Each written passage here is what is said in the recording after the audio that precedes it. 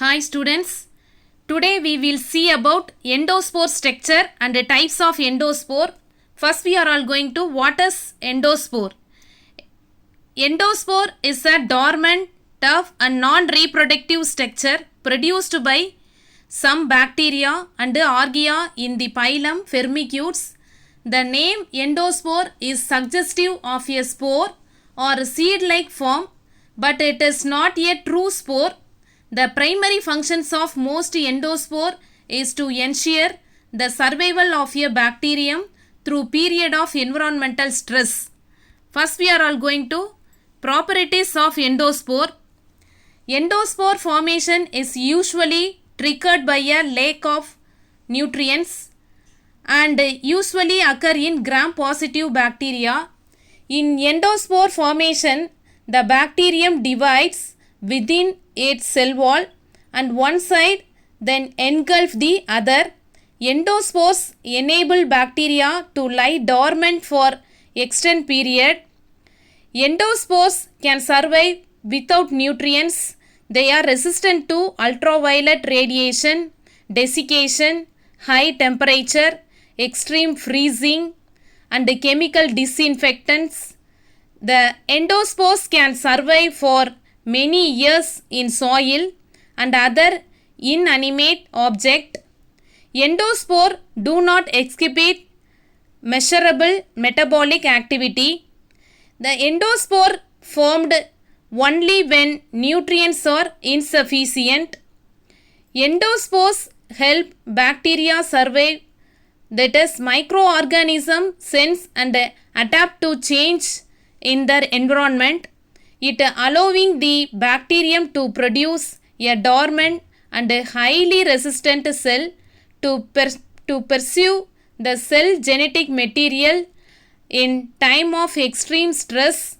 For example of bacterial species that can be formed endospores include Bacillus anthrax, Bacillus thuringiensis, Clostridium botulinum and Clostridium tetani.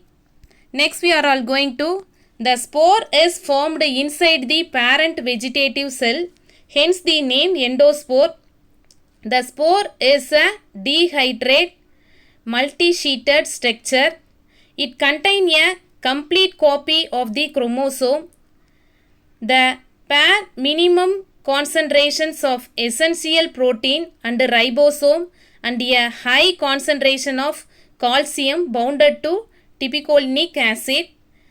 Next we are all going to members of several bacterial genera are capable of forming endospore.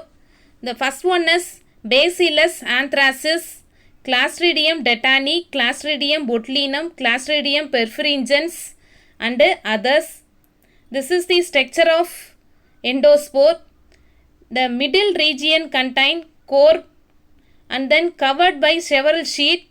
The first one is plasma membrane and then spore wall, cortex, outer membrane and the exosporium. Next we are all going to structure of endospore. The core is the spore protoplast. The central or innermost portion of the endospore.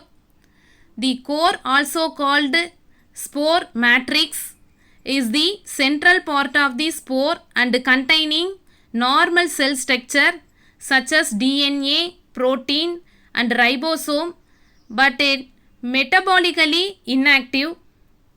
And next we are all going to, the heat resistance of spore is due to in part to their dehydrated state and in part to the presence in the core of large amount of calcium tipicolinate, which is formed from an intermediate of the lysine biosynthetic pathway.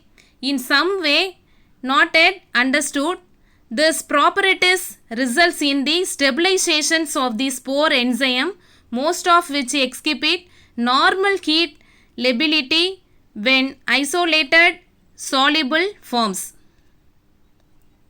Next we are all going to spore wall. Protein found in the spore wall. The Spore wall is the main elements of the spore resistant to environmental stress. It is usually composed of several layers of different sugar polymers like mannan and glucan, which are associated to glycoprotein. The composition structure and the number of layers are very different between bacteria, plants, protozoa and fungi. The innermost layer surrounding the inner spore membrane is called the spore wall. It containing normal peptidoglycan and become the cell wall of the germinating vegetative cells. And next we are all going to cortex. Protein found in this spore cortex. The spore cortex is a loosely cross-linked peptidoglycan layer and localized between the spore core and the outer membrane or cortex membrane of bacterial matured spores. The cortex maintain heat resistant and dormancy.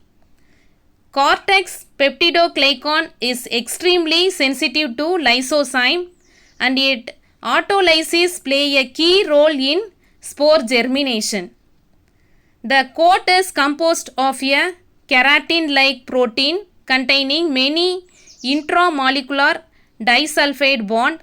The impermeability of this layer confers on spore their relative resistance to antibacterial chemical agent.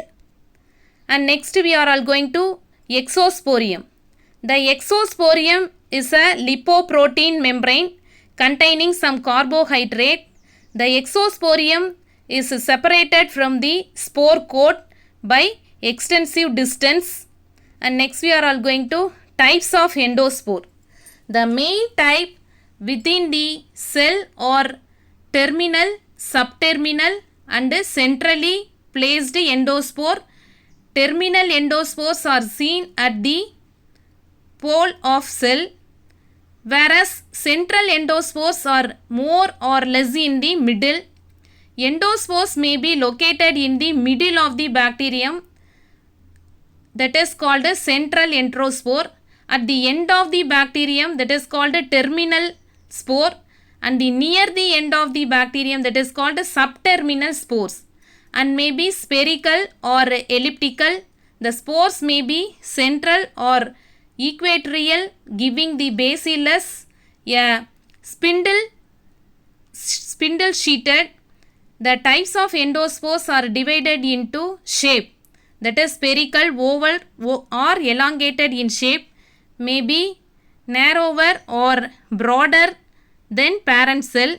For example, the bacillus species, the spores present not bulged on the bacterial cell wall, but Clostridium species, the spore bulged on the bacterial cell wall. Next we are all going to position.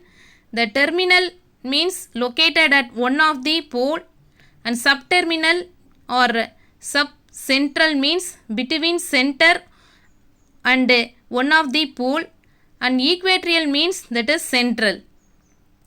And next we are all going to resistant. Bacterial spores are the toughest form of life known. They are so resistant to distractions that some scientists have proposed that life arrived on Earth when bacterium spores drifting through space fell to Earth.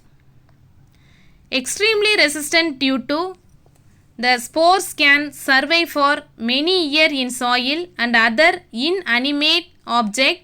Endospore can survive without nutrients. They are resistant to ultraviolet radiations, desiccations and high temperature, extreme freezing and chemical disinfectant. It contains high content of tipicolinic acid. The tipicolinic acid protect the DNA, the ability to concentrate calcium, and then resist boiling for prolonged period, can survive. First one is drying, radiation and may damaging chemicals, and then Capacity to germinate many years after formations may be centuries or ages. Thank you. Students, if you have any doubt about this topic, please comment to me. Thank you.